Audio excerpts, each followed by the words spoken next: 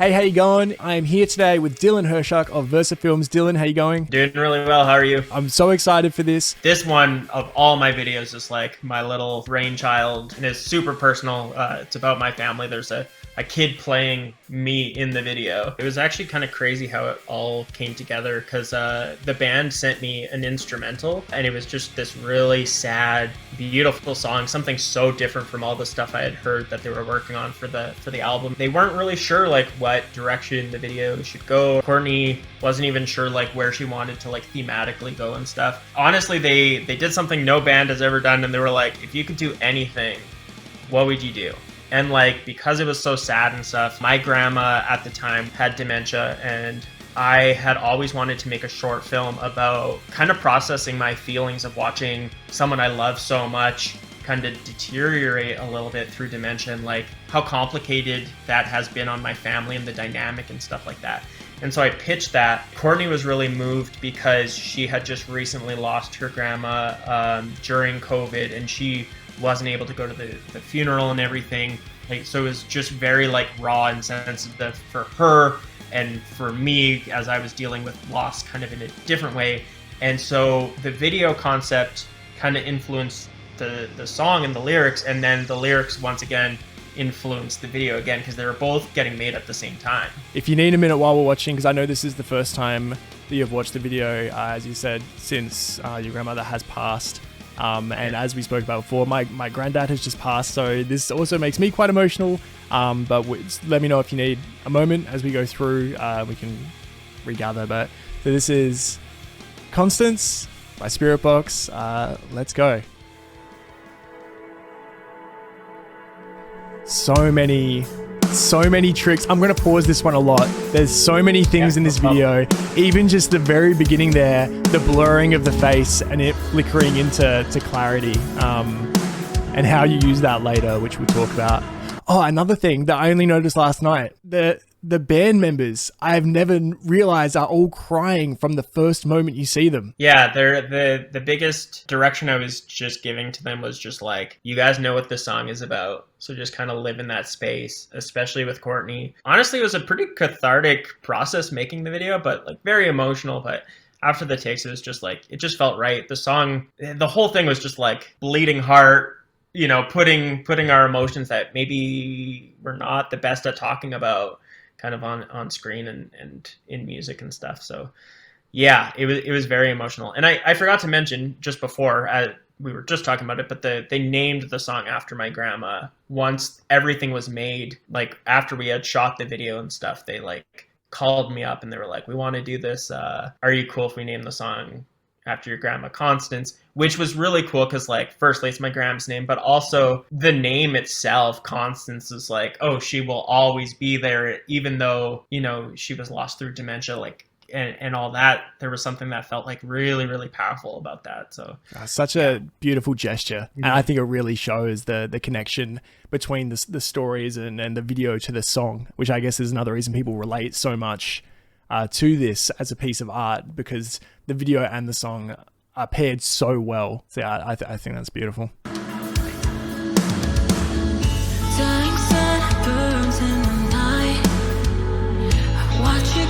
So this is our first shot of a young Dylan and family. Yeah, it's like crazy to watch because he's wearing my actual clothes. Oh my! Wow. Yeah, he kind of like looks a little bit like a younger me, especially when I had longer hair. It was crazy. And like, even though our actress Lila, she doesn't necessarily look exactly like my grandma, but she embodied, my grandma was always someone who like dressed up and she was filled with so much joy, and she just embodied her. And it was crazy. It was like just getting to hang out with my grandma through this filmmaking. Yeah, and this scene here, again, as I've said, I feel like relationships and emotion are the two pillars of your videos and your style. The realness of this scene, it's just rocking up to the house, but you've captured that the family dynamic of getting to grandma's house and her dynamic of, she's obviously been waiting for the family to get there. She loves the grandkids, she loves the family, and I love this scene here. And just showing her emotion, and she's so lively at this point in the video, and I think that you really capture that in this part, which is so important. Was the game you're playing, is that of significance to you? To my family, my parents and grandparents all played like a lot of cribbage. I less so, but it was something that I was like, oh, what could they be doing that feels so like grandmotherly, but also like that I remember my parents playing with them and stuff like that. Oh, but I obviously wanted to tie into like this little boy having this relationship with his grandma as it slowly is kind of swept away as the video progresses and stuff. Yeah. But I'm not a fantastic cribbage player. Okay.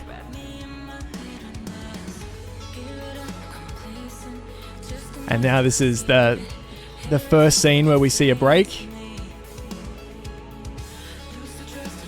Yeah, there's already like, even just in that scene, a lot of things that people don't notice that are happening or that were intentional. Like even this is how personal I was getting with it. Like the green Jello that's on the table, was the green Jello dish that my grandma made every time we got together. People don't notice, but there's items disappearing in this scene, like quite a few. Oh, already? I was going to talk about that later. Yeah, it's already starting. Like if you look on the table, I believe the peas and carrots disappear. I saw it. Yes. Yeah. Oh. And then there's also two little candlesticks on the piano to the left, the top left corner that disappear. Wow. All right. Then there's something behind him that disappears in this shot right there. And no one's caught on. No one has ever, any of the reaction videos. This section, there it goes. Wow. I didn't realize it had started so soon. Yeah, it was like the early stages. Yeah. Now, this scene here where she's looking out the window, we'll let it run through before we talk about it. So this is, and again, Courtney with the tears, it gets me every time. Now, this is the first part of where you really see the acting prowess of the actor that you had playing the grandma, where the happiness that she had when the family got there, and then the fear and worry and confusion in this scene. So talk us through what is happening here. Why does this happen at this part of the video? Yeah, so a part of it is actually embedded in like my reality of how I started witnessing my grandma's dementia, but also part of it is creative license. This character is supposed to represent her past husband. My grandpa is still alive, so I did change the story from my reality because it's art and whatever. Yeah. The reality of my story was one of the first signs of my grandma getting dementia, and we didn't even know at the time, is she kept seeing her sister out the window. And she started getting so angry at seeing her sister. She started making up stories that her sister was sneaking into her house and stealing things from the house and stuff. And so items were going missing, which ties into kind of the visual concept. In this, I wanted something where it's like, oh, there's this scary man and she doesn't recognize who he is. And in the end, it's revealed, he becomes clear, which I know I'm jumping ahead, but it's this idea that this is the man that she's now returning to.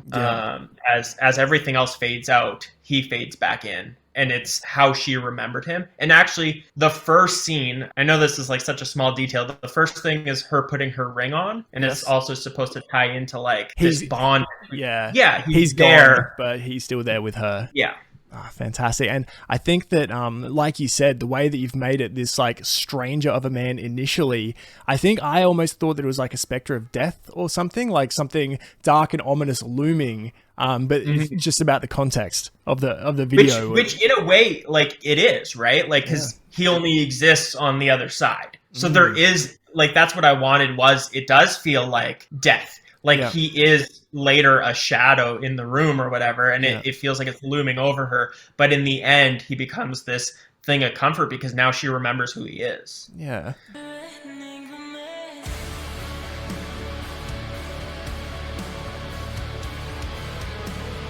Now, there's a lot of, during Courtney's scenes, a lot of in reverse scenes. Was that just for the visual appeal, or was there a story element to having these sections where she's in reverse? There's a story element because even some of the story is taking place in reverse, and like this shot is just the memories that they're sharing are almost like unwinding. They're falling apart. They're erasing because she's losing these memories. She's losing these people. And so we wanted to tie that into reverse footage. Looks really cool, but it's also like this idea of we're losing the things we already had, you know? Now we're seeing more and more disappearing, but also this is where the blurring effect comes in. So I hadn't realized that the video starts with the blurring, and we've already had the husband out the window with the blur, but this is where I guess again the actor really starts to show that fear. Now this next part, can I just ask what happens here in this scene?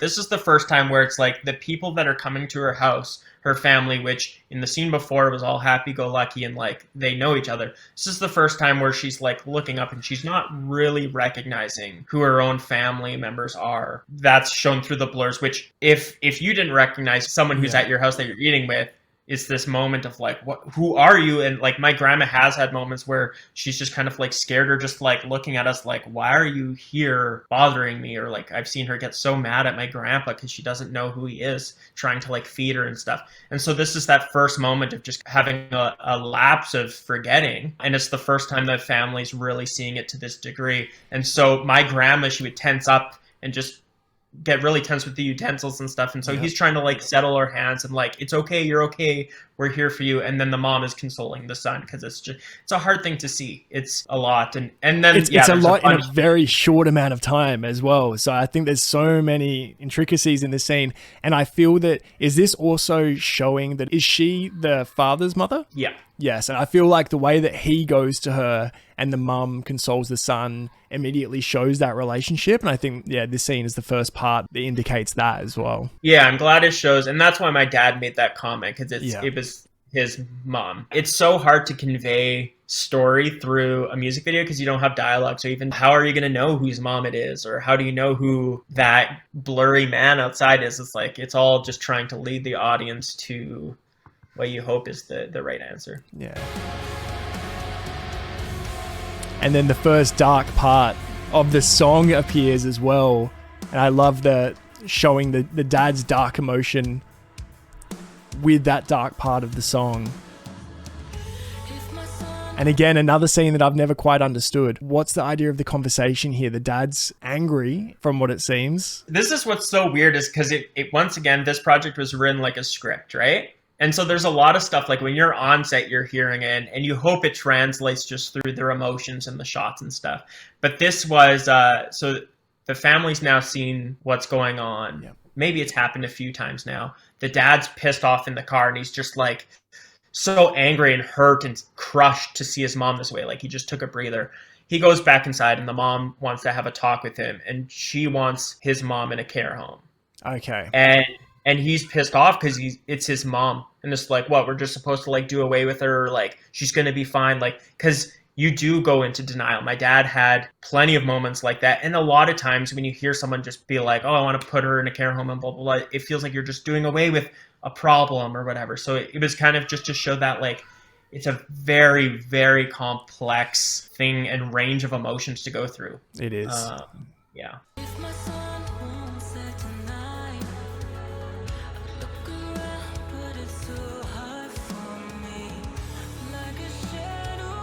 So this is the shadow you were saying earlier, him coming back.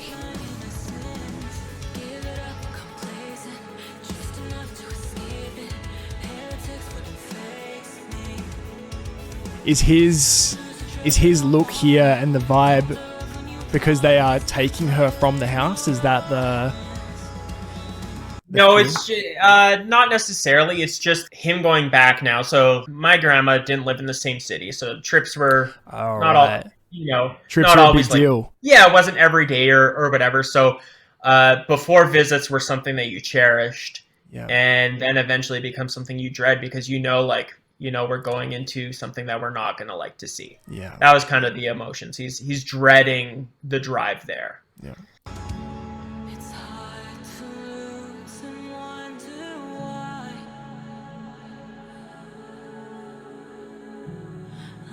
And it's interesting to see the wife now taking, because he's so emotionally down that she is now kind of taking on initially it was him with the physical touch and settling, but now I guess he was getting distant. Now that he's dreading it, he knows the reality and he knows where this is going, whether it's her going to a care home or her getting more sick or whatever. You become a little like distant, you're resentful, like he has so much on his mind and he's just kind of witnessing his mom not be the person he remembers. Yeah. And then the spouse often is the person who's like, hey, well, you know, we have to like kind of deal with this and handle this, and, you know, I'll dress her, and, you know, they, because that's the mom helping him, right? Yes. Yeah. And now this, I think this is the song's kind of big break, big emotional kind of swell. The combination of the band shots in these videos. Oh, can I pause there? Yes. So that photo is my grandma. All right, so that is Constance. Yeah, that's my grandma. And this whole video is an ode to her, who she was before dementia, but also the woman that she was with dementia. I get really emotional seeing her because she just passed away. But it was like, oh, I want somewhere significant that we can actually put my grandma on screen and stuff, and that was her. It was really hard because like we still wanted this video to have this element of like horror, because that's what Spiritbox is known for. But what I wanted to pitch is like, well, what about like the horrors real people go through, and what I'm going through, what Courtney's gone through, and having to like edit out my grandma's face for this one scene. Oh, was you like, edited as well. Yeah. Oh my gosh. Yeah. Yes. So that was very uncomfortable to do, but I think it was, I don't know, I find the scene, I don't often find things I make powerful, but this video is the one that like, I remember totally being emotionally distant from it for the editing process by the time we finished it. And then I watched it during the premiere, the live premiere that Spiritbox had. And it's like, oh, I finally knew what this video was. And I was just like waterworks. I was just like, oh, it was a process, but I just wanted to point out that that's my lovely grandma. I think it's a beautiful way of inserting her into the video and adding it to the story. I think it's I think that's great, and it would have been hard. How were you on the scene that day with the actor with the photo? It was really tough. I was crying on set quite a bit, and like I try to get really personal in my projects and stuff, and like I treat them like they're real films. So I'm not calling cut until it sounds and feels real, even though it gets cut for a music video. Yeah. Lila was so amazing in channeling everything I was going for. We had a lot of conversations before set, but once we were on set, she was just kind of following her instincts and what she knew from what I said. And like, there would be some times where I would forget to call cut because I was just watching it and just like living it. Like it just felt so real. It was beautiful because sometimes it was like, oh, I'm with my grandma. And then it was at this next second like heartbreaking because I was like, oh yeah, but this is like what I'm going through and what we're going through, and also like how scary it must be for her. Like it must have been terrifying in her final years of life. All these people around her, she no longer recognizes. She can't read anymore. She is having people feed her. Like, yeah, I can't process what she was going through. I can hardly process what I was going through, but this was my act of trying to make a little bit of sense out of it.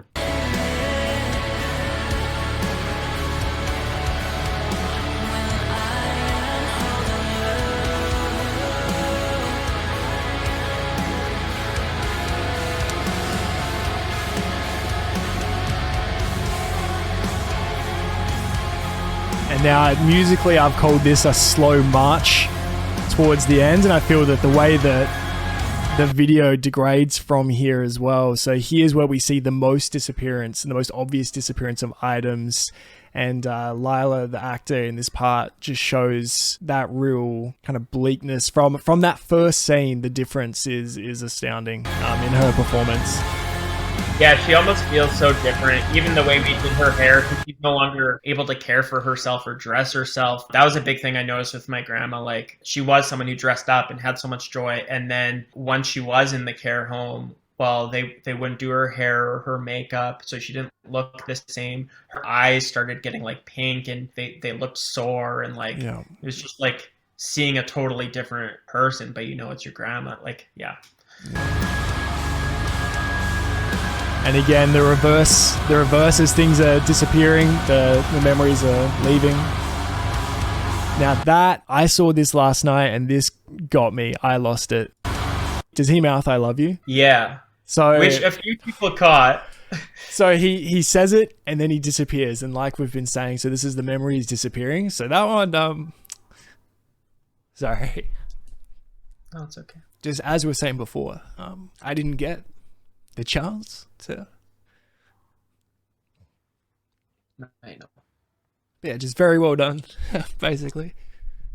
Thank you. I'm sorry that, like, I think that's been the hardest part of this video is like, it's so beautiful that it touches people, but it touches people because it's something we all go through, whether it's dementia or not. It's this universal thing that we're all going to have to say goodbye, or not even have the chance to say goodbye to the people we care most about. Yeah.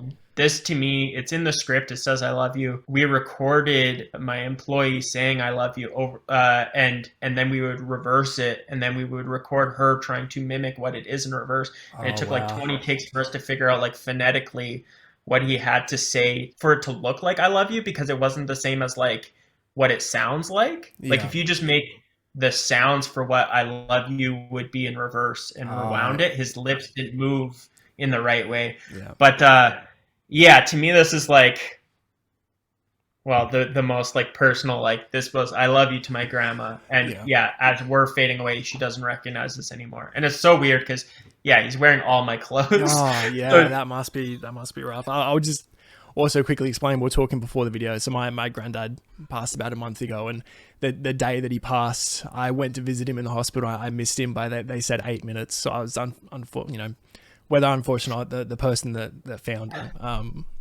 So yeah, just seeing this moment, and it's so beautiful that you got to put it in there in the video as something that lives forever. So.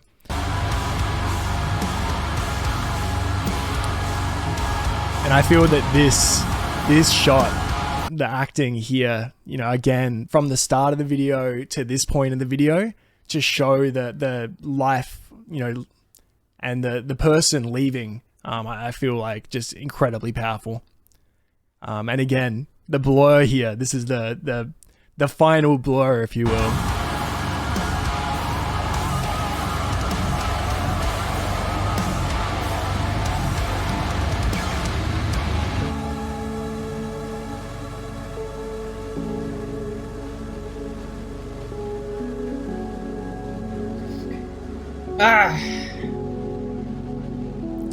And I love that in the first shot of this final bit, the first thing you see includes the pearls. And it's like, it's the first time they've come back from the beginning of the video, so you immediately get that sense of like it's her again, in whatever form.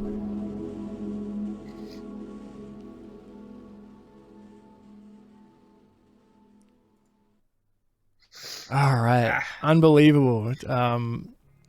Tough one for me to watch. I don't think I'll ever, I don't know if I'll ever be able to like top that for how personal it is. And like, to me, I love Spiritbox. They're my favorite people. They make some of my favorite music. This was just a project like no other. You don't get a chance to be so personal. How lucky am I to have my grandma's name on their music? Like, it's been so important to my family. My dad's gotten a lot of beautiful comments, and he reads them all and updates me and stuff.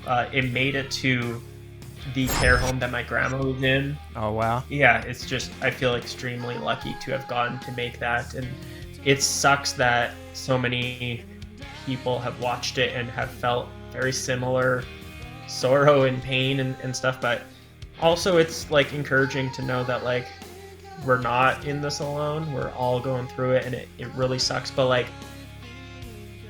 it only hurts so much because you had something so great to love. So that's very beautiful. I think I think you've made something that is just so incredible and has touched so many people and will continue to do so. So I think it's a real achievement, and well done on an amazing video. Thank you so much for allowing me to do this with you, to watch through this and kind of break down the video. Thank you so much. Of course, it was my pleasure. Thank you so much. And sorry for the tears. No, thank you for the tears. It was beautiful.